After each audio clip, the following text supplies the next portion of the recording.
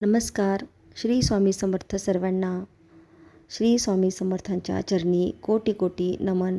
आपल्या सर्वांचे माझ्या या नवीन चॅनलमध्ये मनपूर्वक स्वागत आहे. आजपासून आपण या चॅनलच्या माध्यमातून श्री स्वामी समर्थांची भक्ती, गुरुपौर्णिमा, विविध पूजा, धार्मिक माहिती, आध्यात्मिक उपाय आणि आपल्या परंपरेशी जोडलेल्या अनेक सुंदर गोष्टी तुमच्यापर्यंत पोहोचवण्याचा छोटासा प्रयत्न करत आहे आणि त्यात डेली रुटीनसुद्धा राहणार आहे.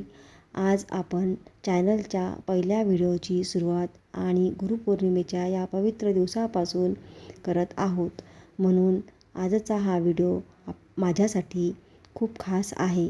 स्वामी समर्थांच्या आशीर्वादाने आपल्या या नवीन प्रवासाची सुरुवात करत आहोत. स्वामी समर्थांची कृपा आपल्या सर्वांवर सदैव राहो. आपल्या घरात सुख शांती नांदो आणि प्रयत्नाच्या मनापासून इच्छा स्वामी पूर्ण करू. हीच त्यांच्या चरणी प्रार्थना, म्हणजे स्वामी समर्थांच्या चरणी प्रार्थना. चला तर मग श्री स्वामी समर्थांचे नामस्मरण करून आजच्या या सुंदर गुरुपौर्णिमा विशेष व्हिडिओला सुरुवात करूया. पहिले मी माझी ओळख करून देते. मी स्वाती बाविस्कर. मी छत्रपती संभाजीनगरमध्ये राहते. गुरु म्हणजे आपल्या जीवनाला योग्य दिशा देणारा, ज्ञानाचा प्रकाश दाखवणारा आणि संस्काराची शिकवण देणारा मार्गदर्शक. आई-वडील हे पहिले गुरु असते, तरी शिक्षक, संत आणि जीवनातील योग्य मार्ग दाखवणारी प्रत्येक व्यक्ती गुरुच असते. इथे पहा, मी स्वामींसाठी आसन बनवत आहे. तो कपडा नीट बसतच नाही व्यवस्थित. असा सुळसुळा असल्यामुळे तो कपडा फार असा हे होतो. त्या आसनावर थोडंसं हळदी कुंकू टाका, अक्षता टाका. मग त्यावर स्वामी समर्थांच्या मूर्तीची स्थापना करा. खरं पाहिलं तर मी स्वामी समर्थांची सेवा ही खूप लहानपणापासून करते. पण ही जी स्वामी समर्थांची मूर्ती आहे, मला हिला आणून फक्त 1च वर्ष झालं. म्हणजे ह्या गुरुपौर्णिमेला मला 1च वर्ष झालेले आहेत. पण मला स्वामींनी खूप सुंदर सुंदर अशी प्रचिती दिलेली आहे. खूप सुंदर असे अनुभव दिलेले आहे. कोणाला काही अनुभव आले असतील तर प्लीज मला कमेंट करून सांगा. मला असा एक छान असा अनुभव तुम्हाला सांगावाशी वाटतो आहे. तो असा आहे की ज्यावेळेस कोविड होतं त्या टायमाला मी खूप आजारी पडले होते.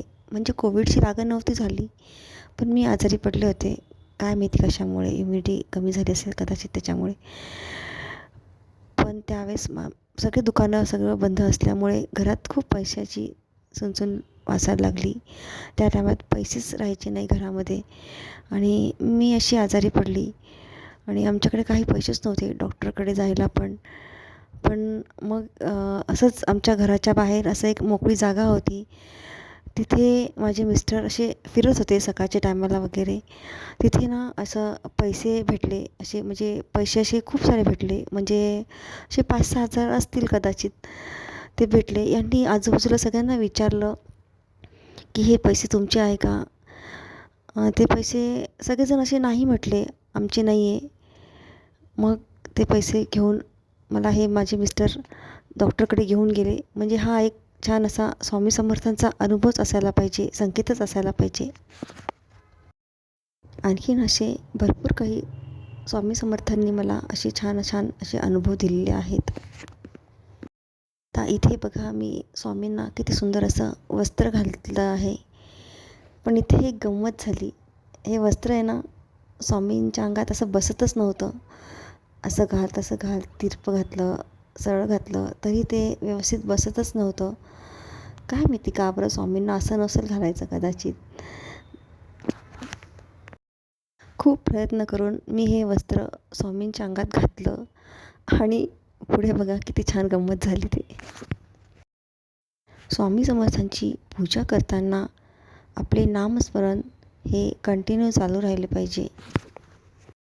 आता इथे बघा, मी किती सुंदर स्वामी समर्थांना तयार करते. इतके सुंदर वस्त्र घातले आणि सुंदर असा एक मुकुटसुद्धा घातलेला असतो.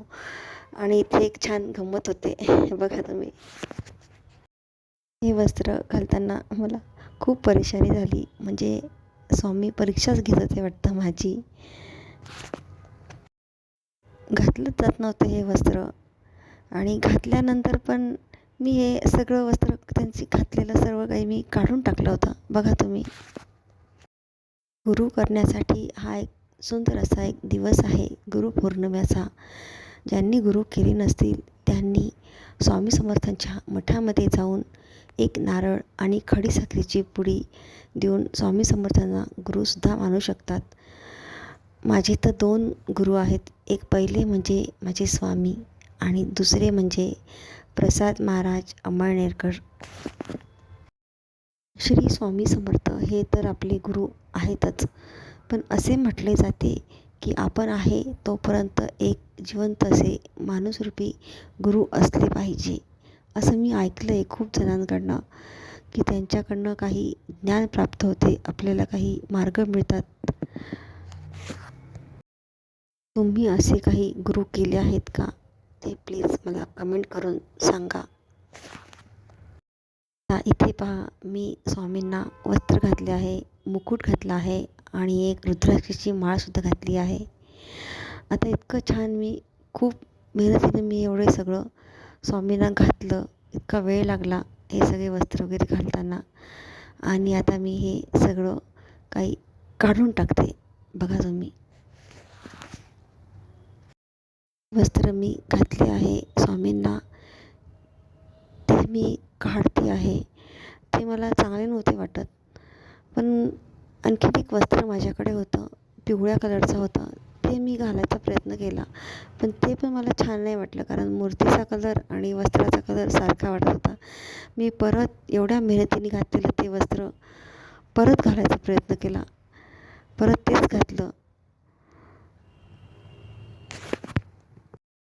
स्वामी समर्थांची सेवा करताना मी जपसुद्धा चालू ठेवला होता, म्हणजे नामस्मरण स्वामी समर्थांचे.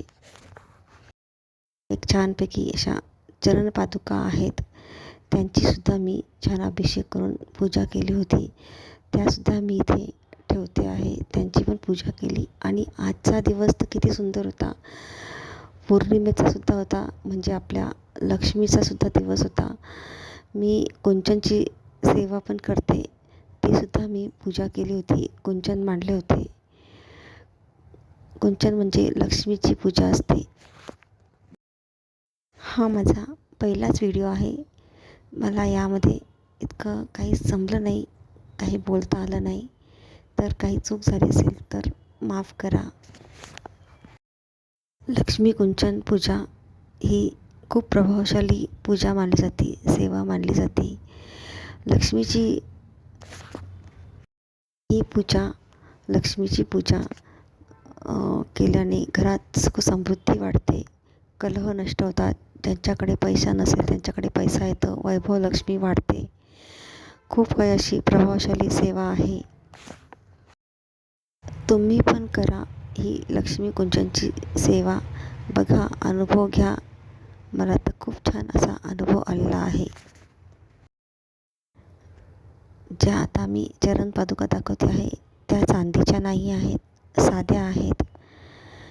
चरणपादुकाची पूजा करताना गुरु ब्रह्मा, गुरु विष्णू, गुरुदेव महेश्वरा, गुरु साक्षात परब्रह्म तस्मै श्री गुरुवे नमः या मंत्राचा पठण केलं पाहिजे.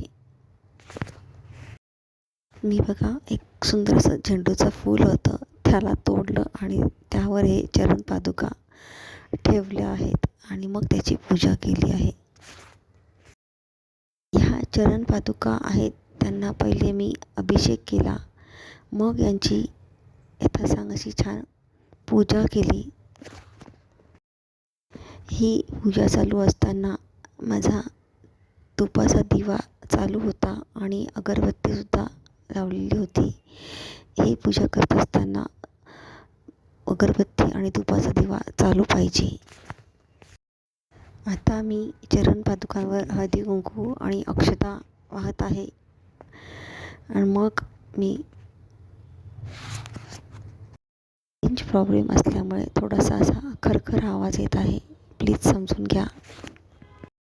आता कुंचनची सेवा करण्यासाठी मी त्या चौरंगावर करणार आहे पूजा.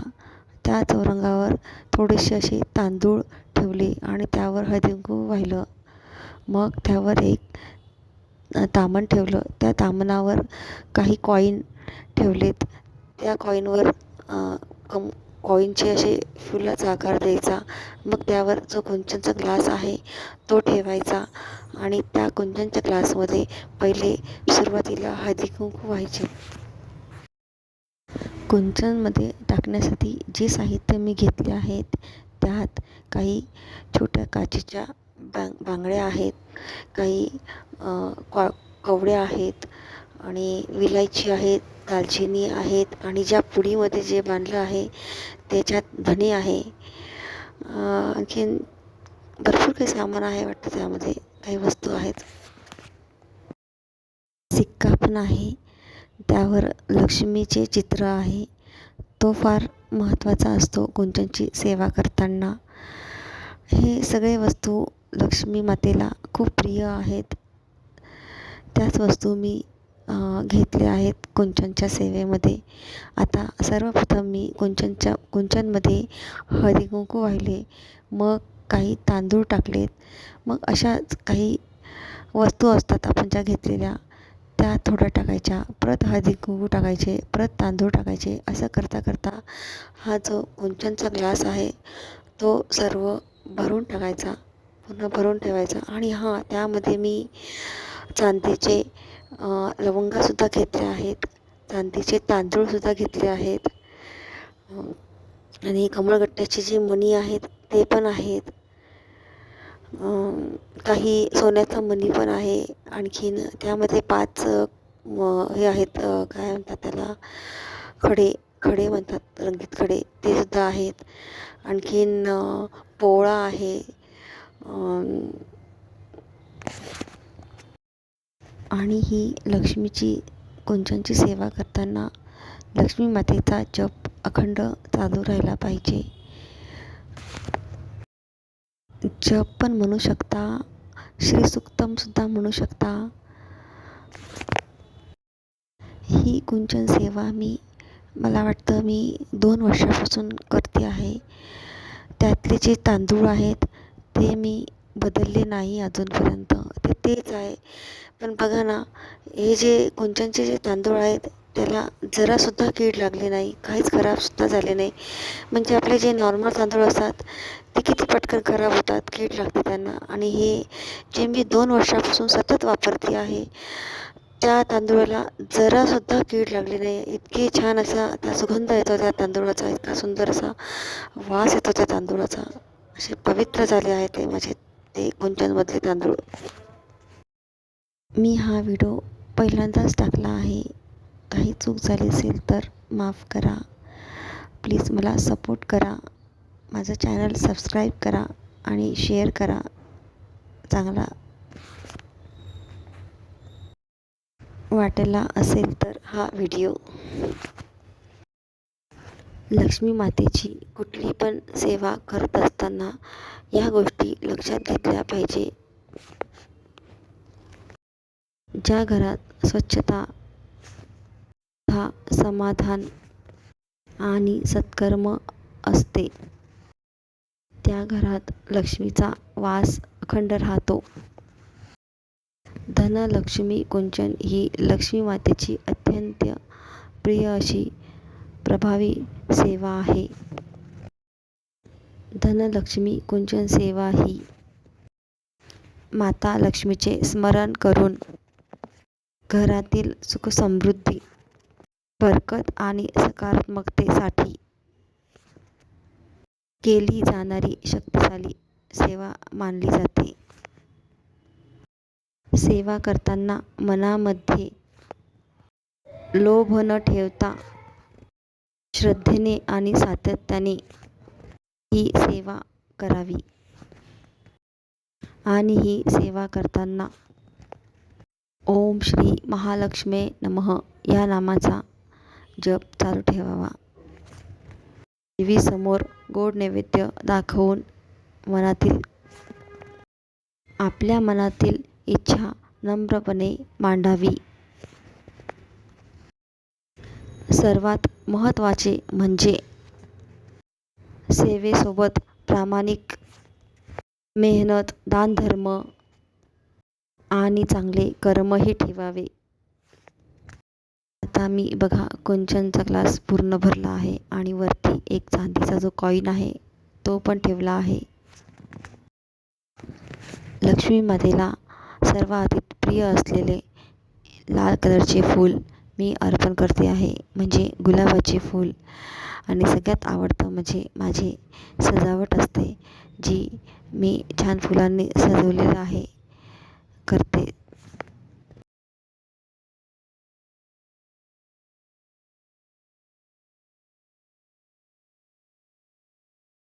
बघा इथे मी किती सुंदर असं छान असं डेकोरेशन केलं आहे, फुलांनी सजवलं आहे.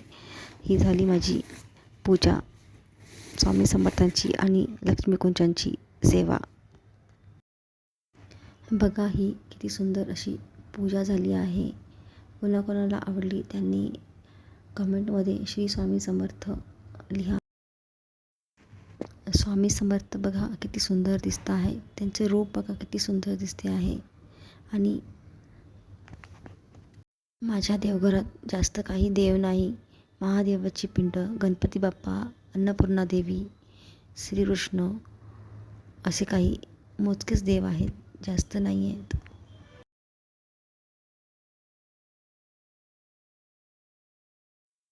आता मला सगळ्यात आवडणारा म्हणजे रांगोळी. मी बघा साधी सिंपल अशी रांगोळी काढली आहे देवासमोर. जास्त काही आवडते रांगोळी काढायला, नाही भरले.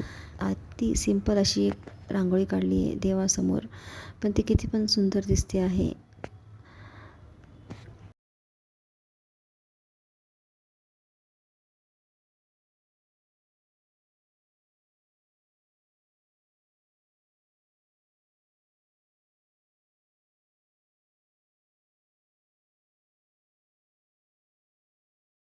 नंतर मी पोथी वाचली आणि जपमाळ केला. आमच्या घरामध्ये एक सुंदर असा स्वामी समर्थांचा एक फोटो आहे, त्याला पण मी एक फोटोला पण एक छान असा हार घातला आहे. आणि बघा दिव्यामध्ये बघा किती सुंदर अशी एक फूल तयार झालं आहे.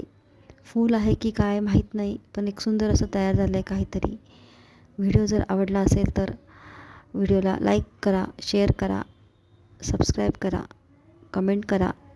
कमेंटमध्ये श्री स्वामी समर्थ असे लिहा. श्री स्वामी समर्थ.